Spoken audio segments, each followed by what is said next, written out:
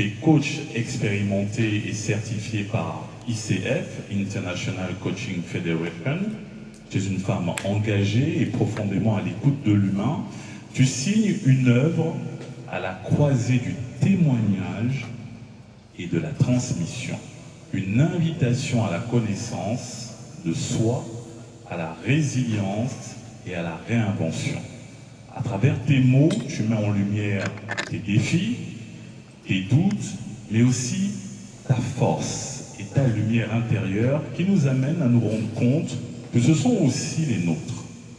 Et ce matin, avec toi, nous allons parcourir ce voyage, celui d'un livre qui parle à l'esprit, au cœur et à la vie. Adolé, es-tu prête?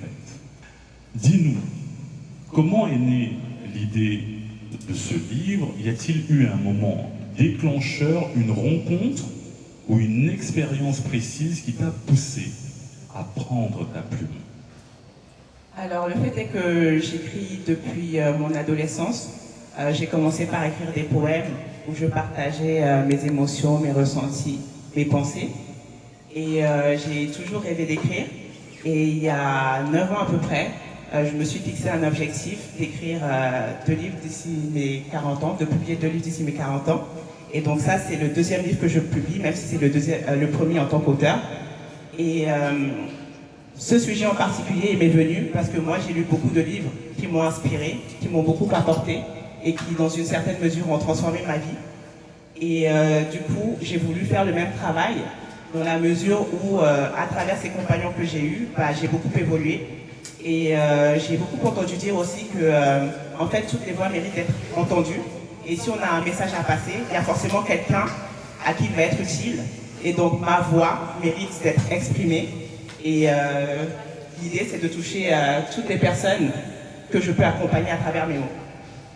Nous souhaitons également la bienvenue aux nouveaux arrivants. Nous n'avons encore rien manqué. Nous venons de débuter cet entretien. Poursuivons. Adolé, ton ouvrage est profondément humain, en lissant autant la coach que la femme, la personne. Quelle part de ton propre parcours as-tu choisi de partager à travers ces pages? Alors, j'ai partagé l'intégralité de mon parcours, puisque je commence mon récit à mon enfance, notamment au Togo. Ensuite, je parle de ma transition vers la France, de mon intégration dans ce nouveau pays, de mon parcours en classe préparatoire, puis à HEC. Et dans cette étape-là, on voit mes défis en tant que jeune femme noire, mais aussi en tant que personne qui navigue dans des classes sociales différentes de sa classe sociale d'origine. Après, je parle de mon parcours professionnel en tant que salarié, avec les challenges que j'ai pu rencontrer, mais aussi de ma réalité d'entrepreneur. Je parle du fait que je vive avec une maladie invisible et du deuil que j'ai connu récemment. Donc je pense que globalement, j'ai fait le tour de moi en tant que personne. Adolé, tu es coach avant d'être auteur. Comment cette posture d'écoute et d'accompagnement a-t-elle influencé ta manière d'écrire? Déjà, le travail que j'ai fait en écrivant ce livre, c'est un travail d'introspection et c'est les fondements de l'accompagnement que je donne en tant que coach. Donc, à travers cette écriture, je m'observe et je me regarde avec honnêteté parce que c'est important pour toucher les vrais sujets. On ne peut pas faire ce travail-là sans être honnête avec soi-même. Et je regarde mes actions, mes pensées, mes émotions avec bienveillance. Et ensuite, je prends du recul par rapport à tout ça. Je prends une posture d'observatrice pour voir le rôle que je joue dans les événements de ma vie. Et finalement, à partir de là, je détermine ce qui est important pour moi et comment je veux avancer vers ce que je désire vraiment à partir de là. Et donc, je pense que ça suit pleinement la démarche de coaching que j'ai dans mes accompagnements. Écrire, c'est aussi transmettre. As-tu, en écrivant ce livre, le sentiment de prolonger ta mission de coach, mais autrement, par les mots? Alors, je dirais que je prolonge ma mission d'accompagnatrice parce que ma vocation, c'est d'aider les gens à vivre la vie qu'ils désirent vraiment et à devenir la personne qu'elles sont destinées à être.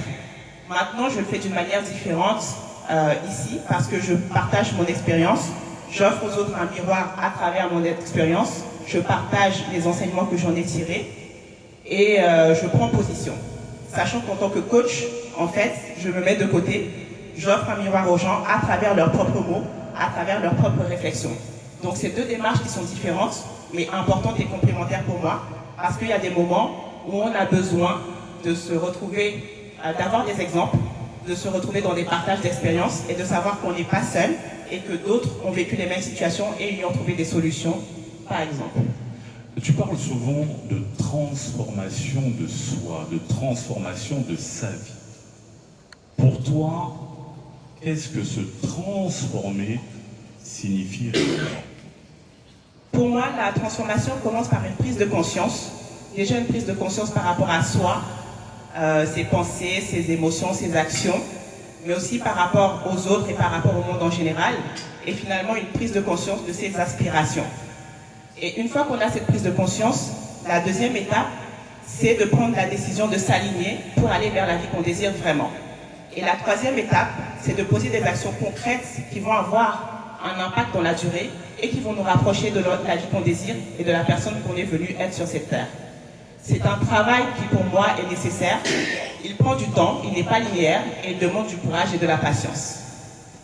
Lors de tes séances d'accompagnement, tu évoques souvent l'importance d'accueillir ses fragilités. Comment as-tu intégré cette dimension dans ton livre? Alors, c'est quelque chose qui est pleinement présent dans mon livre parce que j'explore mes fragilités, mes vulnérabilités de manière très ouverte. Et pour moi, c'est important parce que c'est un exercice d'acceptation de soi. Donc, ce que je partage à travers ce livre, c'est que je suis un être humain imparfait, j'ai envie de dire parfaitement imparfait, et je suis comme chacun d'entre vous dans cette salle.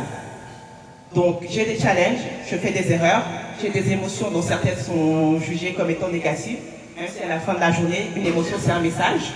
Et du coup, je fais l'effort justement de me regarder avec bienveillance et d'accueillir tout ça. Pour moi, quand on s'aime, c'est effectivement important de s'accepter comme on est. Et c'est pas parce qu'on masque nos faiblesses, nos fragilités qu'elles n'existent pas, bien au contraire, elles peuvent prendre notre contrôle parce qu'on les renie. Mais justement, quand on les met en lumière, qu'on les assume et qu'on les accueille avec bienveillance, on est en mesure de travailler sur elles et de faire en sorte d'avancer dans la direction qu'on souhaite réellement. Adolé, en tant que coach, tu accompagnes chaque jour des personnes au parcours varié, dont une majorité de femmes. En quoi ces échanges ont-ils nourri ta plume, inspiré ces chapitres que l'on retrouve dans ton livre, ou même changé ton propre regard sur le monde et la vie?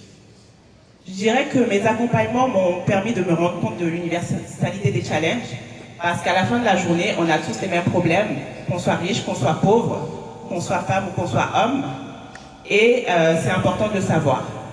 Quand on est tout seul dans son coin, dans sa bulle, on a l'impression qu'on est seul, mais c'est faux, et on se rend compte une fois qu'on commence à parler avec d'autres personnes.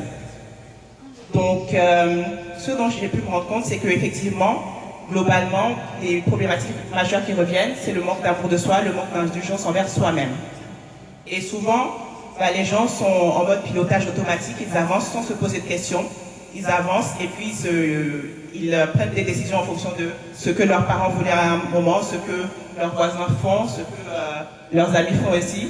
Donc c'est le parcours classique, j'ai fini mes études, je travaille, je me marie, je fais des enfants. Et à un moment, je suis dans un tourbillon, dans une spirale infernale, et à la fin de la journée, je suis fatiguée, lessivée. Et c'est pas étonnant qu'il y ait beaucoup de gens qui, à 40 ou 50 ans, font ce qu'on appelle midlife crisis, parce qu'à ce moment-là, ils se réveillent et puis ils se disent, mais en fait, qu'est-ce que j'ai fait? Comment j'en suis arrivée là?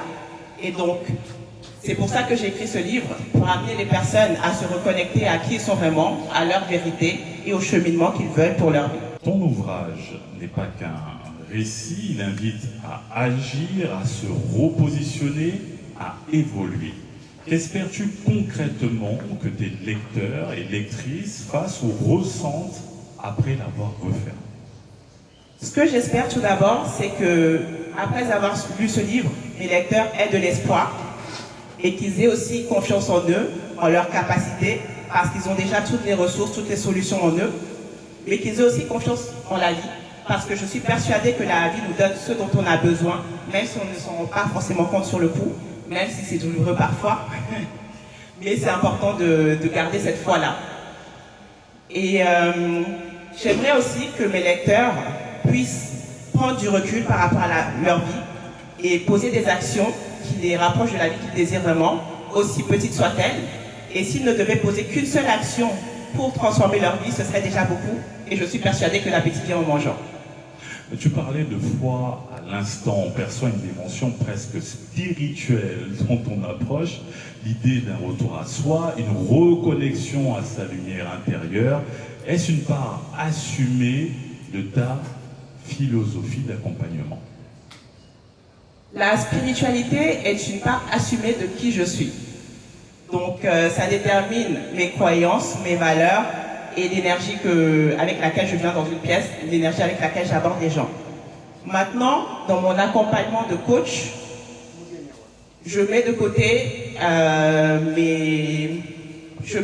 mes certitudes, ce qui m'appartient à moi, parce que je suis là pour accompagner l'autre à trouver sa propre vérité. Je ne suis pas là pour faire du prosélytisme et amener l'autre à adopter ma vérité.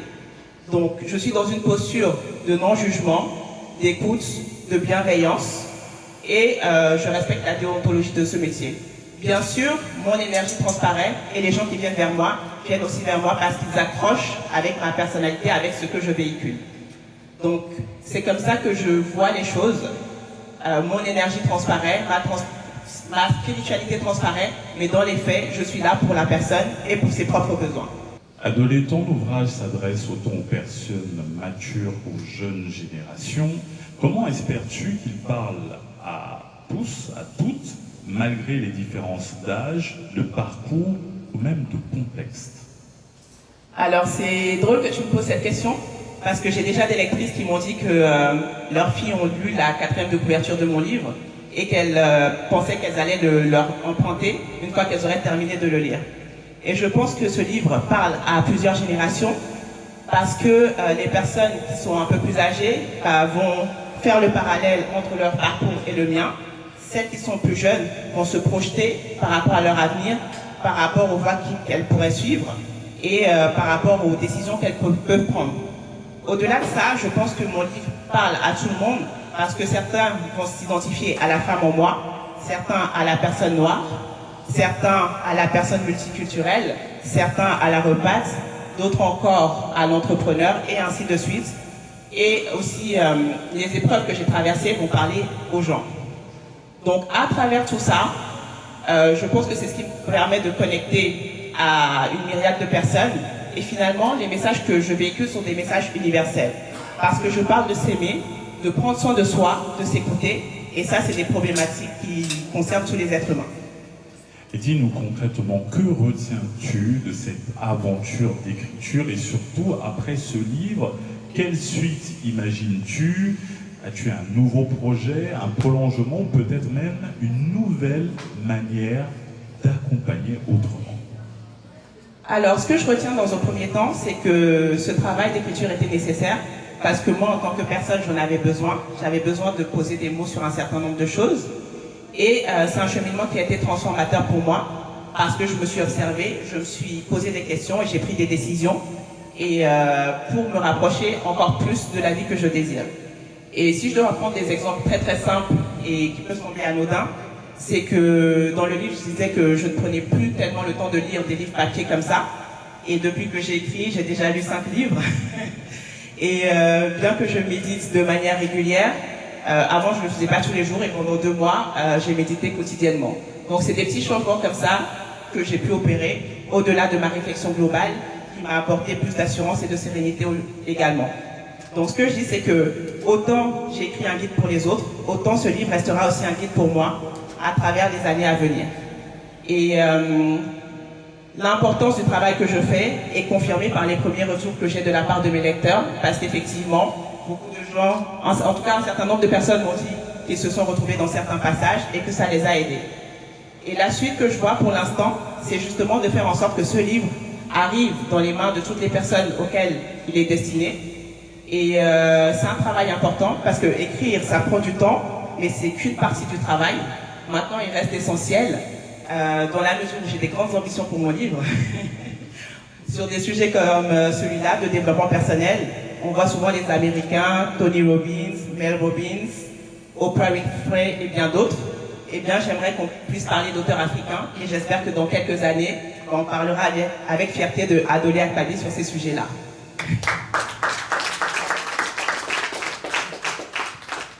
Merci. Alors ce livre, si on le découvrait un tout petit peu ensemble à travers une lecture, une page que tu as spécialement choisie pour tes lecteurs et lectrices.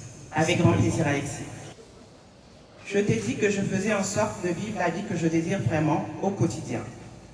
Ça ne veut pas dire que tout est facile et que j'ai tout ce à quoi je pourrais aspirer. Par contre, je fais des choix qui sont alignés avec qui je suis vraiment et avec ma mission de vie. Je fais des choix qui sont alignés et cohérents avec la contribution que je souhaite apporter à ce monde. Mon ambition n'a jamais été de travailler sans relâche et de ne pas avoir de temps pour profiter de ma vie. Bien au contraire. Plus jeune, j'en ai bavé en me disant « Quand je serai grande, je pourrai faire ce que je veux ». J'ai été dans des environnements particulièrement exigeants qui m'ont littéralement vidé de mon énergie et j'ai testé la hustle culture. Je sais que ce ne sont pas des choses faites pour moi. J'ai besoin de maîtriser mon temps. J'ai besoin de pouvoir prendre mon temps lorsque nécessaire. J'ai besoin d'avoir du temps pour prendre soin de moi en tant que personne. J'ai besoin de passer du temps avec ceux que j'aime. J'ai besoin d'avoir une activité qui m'anime. J'ai besoin de pouvoir m'écouter. J'ai besoin de vivre dans un cadre qui me corresponde. J'ai besoin de pouvoir m'offrir de belles expériences. J'ai besoin de pouvoir faire plaisir à ceux que j'aime. C'est ce que je fais aujourd'hui et c'est suffisant. La manière dont j'y arriverai ne sera pas forcément toujours la même, mais si j'arrive à répondre à l'essentiel de ces besoins fondamentaux, c'est le plus important. Dans tous ces besoins, celui qui est non négociable, c'est celui de prendre soin de moi. Ça passe par beaucoup de choses. Mon alimentation, mon sommeil, mon activité physique, le respect de mes protocoles de soins, mon plaisir et l'accompagnement que je m'offre.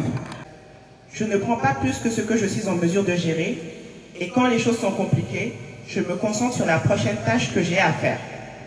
C'est ce qui me permet de ne pas être submergé. Savoir quoi prioriser est ce qui compte vraiment. Certaines choses seront faites plus tard. Certaines ne seront pas faites et ce n'est pas si grave que ça.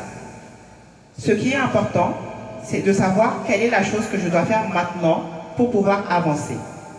C'est sur celle-là que je dois me concentrer et c'est sur elle que je m'efforce de rester focus.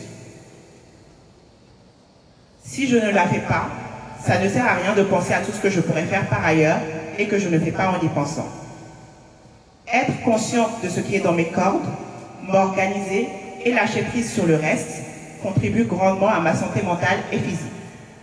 Autrement, je pourrais avoir la sensation que le monde va mal ou même est en train de s'écrouler sur moi au quotidien. J'ai déjà eu cette sensation et ce n'est pas agréable. Je fais des choix, je les assume et je fais de mon mieux pour avancer, un pas après l'autre, en me respectant.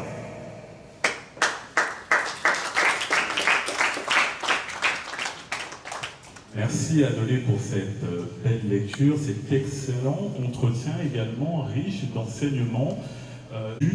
Un miroir, une boussole pour faire avec soi-même. On applaudit Adolé Akpabi. Nous allons passer dans... Et vous pouvez le racheter parce que c'est un magnifique cadeau de fin d'année. Il faut anticiper. On vous remercie encore pour votre chaleureuse présence. Ok. Déjà, je tiens à tous vous remercier pour votre présence aujourd'hui. Vous m'honorez énormément. Ça me touche. Et je remercie aussi l'équipe des 4 vents qui a organisé cet événement ici. Je te remercie toi, Alexis, pour la modération. Et je remercie aussi l'équipe technique qui nous accompagne.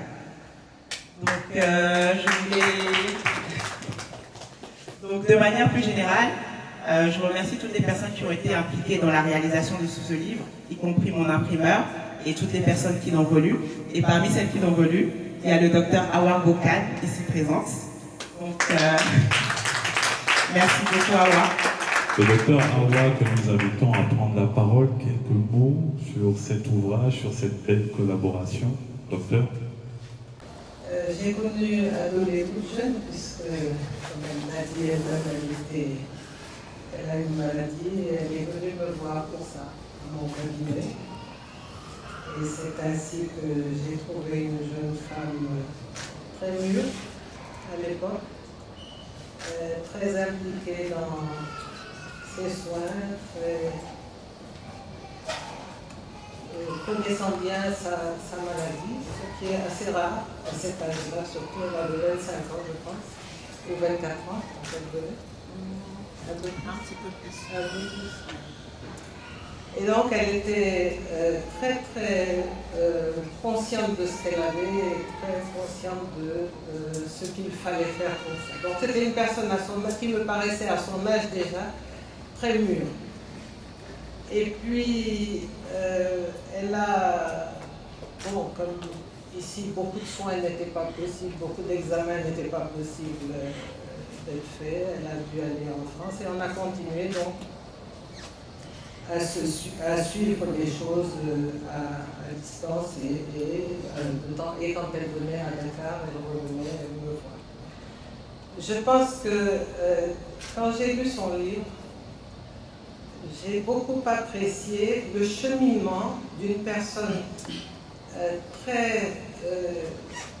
qui a vécu des moments difficiles, qui a su passer au-delà de tout ça, rester positive, toujours positive et toujours dans l'analyse de ce qui s'était passé et de comment en sortir. Vous parliez de transformation tout à l'heure et c'est exactement ça. Je pense que tous les événements qu'elle a connus, qui ne sont pas des événements, disons, différents de ce que la majeure partie des gens connaissent. Là où Adolé a fait la différence, c'est que ces événements-là, elle les analyse, elle les vit dans sa chair, et ces événements la transforment. Et je pense que cette transformation lui a permis de grandir énormément, d'être une personne extrêmement mûre, extrêmement analytique, et finalement de proposer cette transformation aussi à d'autres, donc d'en faire bénéficier d'autres. Et je crois que ça c'est l'élément majeur et positif, c'est qu'elle ne s'est pas contentée de ça pour elle-même, elle en fait profiter les autres. Et je crois que c'est le bénéfice qu'on doit pouvoir en tirer de nous tous, moi-même y compris, je me l'ai dit. Je lui ai dit, j'ai appris beaucoup de choses dans ton livre. Et moi-même, ça m'ouvre les yeux sur des tas de choses que je pourrais faire et dont je pourrais bénéficier. Et je la félicite pour ça. Merci beaucoup, Awa. Alors, avant tout, moi, j'ai effectivement lu le livre. Je pense que tu es des premières à pouvoir me glisser dedans. Avant tout, merci à Adolé. Un témoignage, tout simplement une reconnaissance. Je me suis mise à écrire. Ah, c'est super, Annie. Grâce à toi. Syndrome de la page blanche qui apparaît, il faut s'aérer, se retrouver et continuer, tout simplement. Y a-t-il d'autres questions, des partages, quelque chose que vous souhaitez adresser à Adolé avant de racheter le livre? Merci. Un grand remerciement à Adolé que j'ai rencontré il y a quelques années sur Dakar. Donc on a cheminé ensemble et je voudrais la féliciter pour avoir eu le courage, l'humilité de partager avec nous tous ses blessures, ses combats, parce que c'est pas toujours évident de se livrer. Et j'espère très sincèrement que le message qu'elle veut livrer à travers cela se répandra et ira résonner au plus loin de ce qu'elle pouvait espérer pour tous ceux qui en ont besoin. Merci beaucoup à vous. Merci à toi, Sandy. Merci beaucoup. Moi j'étais surpris par la différence des gens que tu étais capable de partager autant que les émotions. Et je pense que notre expérience professionnelle m'a orienté un peu vers ça. Mais je ne sais pas si vous avez remarqué, pour tous qui connaissent Adolé, moi on a tout de suite accroché quand on a commencé à travailler ensemble. Ce qui m'a le plus marqué, c'est qu'elle ne tient jamais tranquille. Je ne sais pas si vous avez remarqué, quand je dis qu'elle ne tient jamais tranquille, elle est toujours en mouvement, soit dans ses yeux, elle est toujours en train de bouger, sa tête, ses yeux, partout. Et donc, il y a quelque chose d'assez spécial. Elle se cache. Partout où on a été ensemble, où elle veut prendre la parole, parce qu'elle a plus de choses à dire, elle se cache derrière. Et dès que vous lui donnez le micro, c'est une personne qui se transforme. Vous avez une autre personne. Et ça s'est vu tout à l'heure. Vous avez une autre personne complètement différente.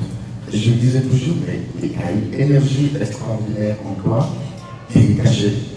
Et je suis surpris que tu aies osé mettre ça dans un livre. Et en même temps, j'espère que c'est le déclic aujourd'hui pour beaucoup de choses que tu es capable de faire et que tu n'es pas encore fait aujourd'hui. Ça se sent déjà. Je suis aussi surpris quand tu dis je retourne chez moi. Chaque fois que tu dis je retourne chez moi, tu dis Dakar. Et ça fait beaucoup plaisir. Donc j'ai regardé quelques passages du livre, même si je n'ai pas encore lu, mais très vite j'ai regardé. Et je te félicite pour ce travail. Je sens qu'au regard du témoignage qu'il y a eu, mais aussi de ce que tu nous as donné, il va être déjà exceptionnel. En tout cas, bravo. C'est toi qui m'avais orienté sur le top manager, si tu te rappelles. Donc, chaque fois que tu écris, tu m'envoies un message. Et je me fais un plaisir. J'en ai acheté 10. J'ai offert à mes collaborateurs, à tous mes directeurs. Et ça m'a fait beaucoup de bien. Merci pour ce travail. Bonjour tout le monde. Bon, moi c'est Mohamed Abibola Diop, une personne qui aime le développement personnel et tout ce qui est en rapport avec l'amour de soi. Bon, moi j'ai vu que sur le site de la Ligue également que vous venez aujourd'hui ici pour la présentation de votre livre. Donc il s'intitule sous le nom de A Journey of Self-Love. Et voilà, donc j'aime trop le titre parce que ça veut dire en anglais un voyage de l'amour de soi. Et je pense qu'actuellement là, au XXIe siècle, il est très très important et crucial pour tout le monde et surtout pour nous, la génération Z, c'est-à-dire les jeunes, d'avoir de l'amour de soi. Parce que je vois que bon, nous étant jeunes aussi, avec les réseaux sociaux, on a tendance à trop se comparer, à dire que voilà, ce jeune-là à tel âge, il a réalisé ceci ou cela.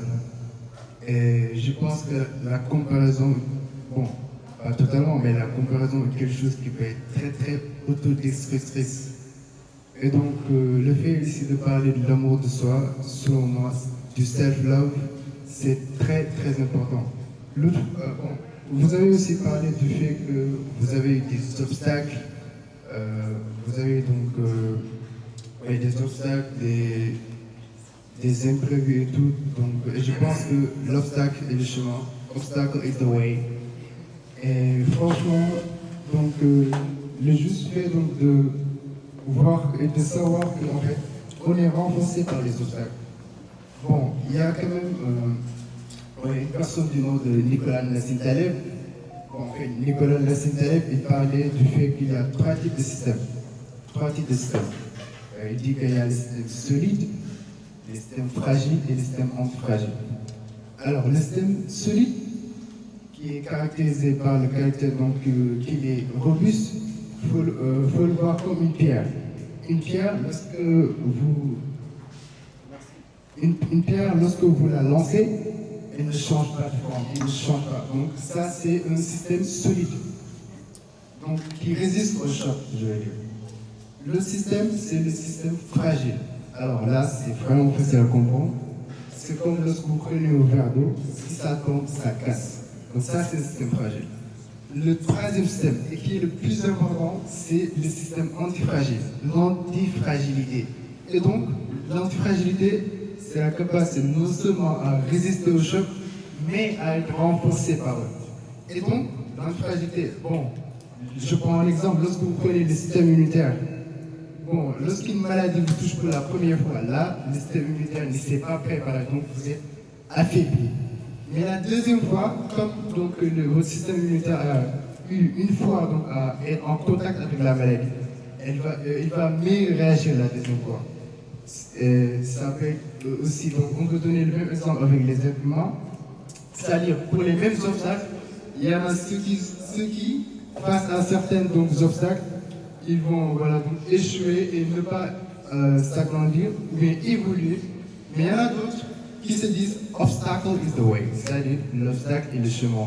et que pour chaque obstacle, ils vont donc y voir une opportunité. Et je trouve que ça, c'est très important. Bon, j'ai pas encore lu le livre, mais j'aimerais vraiment le lire. Mais donc, tout ce que j'ai à vous dire est congratulations and thank you. Merci beaucoup à toi. Pas de questions. Déjà, félicitations à Dolé. Merci beaucoup. Je m'en serais voulu de repartir sans poser ces questions. Il y en a une de notre personnel. Il y a une qui te permettra de nous dire comment tu te projettes dans le futur. Et une troisième, un peu de promotion. Alors, le personnel, quel a été le moment le plus difficile dans le projet de Draw Yourself? Juste l'anecdote la plus difficile.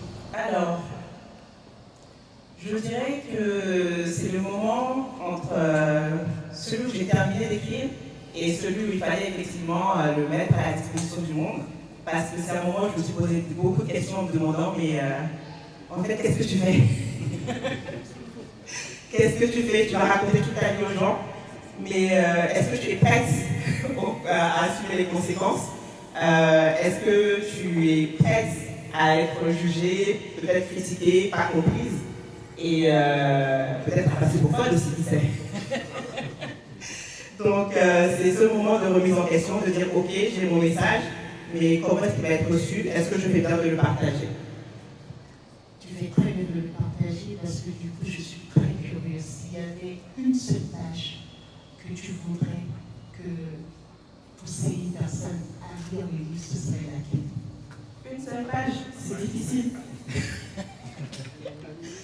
Je viens de partager celle que je voulais mettre en avant aujourd'hui.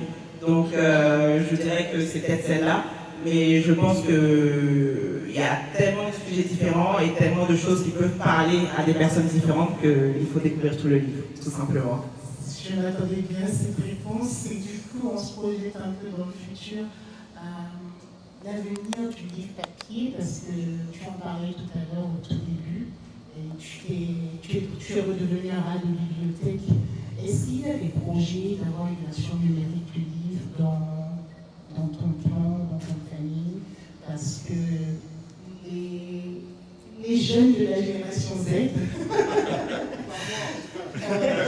ne fréquentent pas beaucoup de bibliothèques, encore une fois, merci. Sur Kindle de Amazon. Donc voilà, et je prévois aussi de faire une version audio que je mettrai sur Audible, mais il faut déjà donner l'élan à cette version-là avant de passer à d'autres choses. Merci. Partenaire à Dolé, on a eu l'opportunité de travailler ensemble. À Dolé, j'ai connaissé déjà ton livre et j'ai envie de poser une question. Alors, quel a été le facteur motivant pour pouvoir déjà commencer le livre et avoir le courage de continuer jusqu'à la fin, étant donné les péripéties de la vie? Comme je l'ai dit, ça fait partie de mes rêves et il m'arrive de me fixer des objectifs à horizon 5-10 ans et écrire ce livre faisait partie de mes objectifs, même si le thème n'était pas encore défini. Maintenant, le fait que je parle de moi, c'est motivé par mes lectures, mais c'est peut-être aussi motivé par le fait qu'il y a environ 9 ans de ça, mon père m'avait dit, justement quand je traversais ma crise de santé, qu'un jour je pourrais écrire un livre et raconter ma vie. Donc, ce qui m'a motivé à continuer, c'est qu'une fois que j'étais embarquée, les mots venaient et puis je poursuivais. Et puis, je me sentais investi d'une mission. Ici pour vraiment dire un grand merci à Coach Adolé. C'est vrai que j'ai acheté le livre Ma solidarité pour le coach. Et je suis là aujourd'hui pour la personne que j'ai commencé à écrire de découvrir aussi. C'est vrai que je n'ai pas encore terminé, mais je tenais vraiment à vous dire un grand merci de m'avoir fait comprendre, en tout cas moi, qu'il était possible de s'aimer sans être égoïste, sans être narcissique, sans être mégalo. Et c'est même important et nécessaire de le faire. Et qu'on peut parler de ces faiblesses, de ces faiblesses, et même de ces expériences négatives sans être faible. Donc merci beaucoup et j'espère que je vais terminer plus rapidement et en découvrir davantage sur la personne. Merci. Merci beaucoup. Allez, on s'applaudit tous. Prenez vos livres avec vous, retrouvez-nous. à cette table pour la dédicace. Moi, je l'ai déjà depuis. Elle est très très belle plume. Encore une question ici? Oh, pardon, excusez-moi. Je n'ai pas une question, mais je vais ajuster en contribution par rapport à ce que Adolé a fait. Parce que de nos jours, nous savons tous que la nouvelle génération n'est pas aura des bibliothèques, mais comme il y a eu certains qui ont eu l'audace et le courage de pouvoir écrire. Et c'est vraiment quelque chose de très important. Je te félicite et vraiment, je pense que le livre fera beaucoup de lecteurs parce que c'est important de partager les expériences personnelles et surtout, vu que vous lisez beaucoup, tout à l'heure je vous ai entendu parler de Tony Robbins, cela montre que vous avez une certaine ouverture d'esprit que vous pouvez transmettre à la nouvelle génération. Et surtout montrer aux Sénégalaises que ce n'est pas seulement danser sur TikTok qui est important et surtout ajouter une valeur qui ajoute quelque chose à la société et surtout changer ses mentalités. Merci beaucoup, je suis content. Mais j'ai acheté déjà 2 livres que j'ai offerts à une amie journaliste que je ne vois pas ici, parce qu'elle s'était préparée pour lui poser 10 questions, parce qu'elle a lu le livre en 2 jours. Oui, elle m'a dit, elle a bien écrit le livre, et moi je ne suis pas la génération Z comme vous pouvez le voir, mais j'ai publié le livre sur mon statut. Pour une fois c'est la première fois que je publie quelque chose sur mon statut. Je n'ai jamais fait ça. Et j'ai eu des réactions parce que moi je travaille beaucoup avec des gens de l'Afrique de l'Est, des anglophones, et les gens me disent il faut que tu nous envoies le livre parce qu'on a besoin de lire ce livre parce que j'ai fait un petit commentaire résumé dans le livre. Pas un résumé, mais j'ai fait un petit commentaire positif du livre. Alors le livre est attendu parce que le titre est en anglais. Les gens pensaient que c'était en anglais. Ils disent non, c'est en français pour nous. Donc il y a beaucoup d'attentes par rapport au contenu du livre et surtout la version anglaise. Félicitations en tout cas. Merci beaucoup. Donc, encore une fois, je vous remercie énormément. Ça me touche de vous voir tous rassemblés. Pour beaucoup d'entre vous, c'est la famille parce qu'on se connaît depuis des années. Et pour les autres, c'est des amitiés qui se créent au fur et à mesure. Et ça me fait plaisir de vous voir rassemblés ici. Et j'espère effectivement que mon message vous parlera, vous inspirera, autant qu'il en a déjà inspiré d'autres. Et puis, je suis heureuse de vous avoir dans ma vie. Merci encore à Madame Jafar et à l'équipe des 80. Et merci à toi, Alexis. Merci à l'équipe. Merci. Place aux dédicaces de vos livres, s'il vous plaît. Dédicacer nos livres.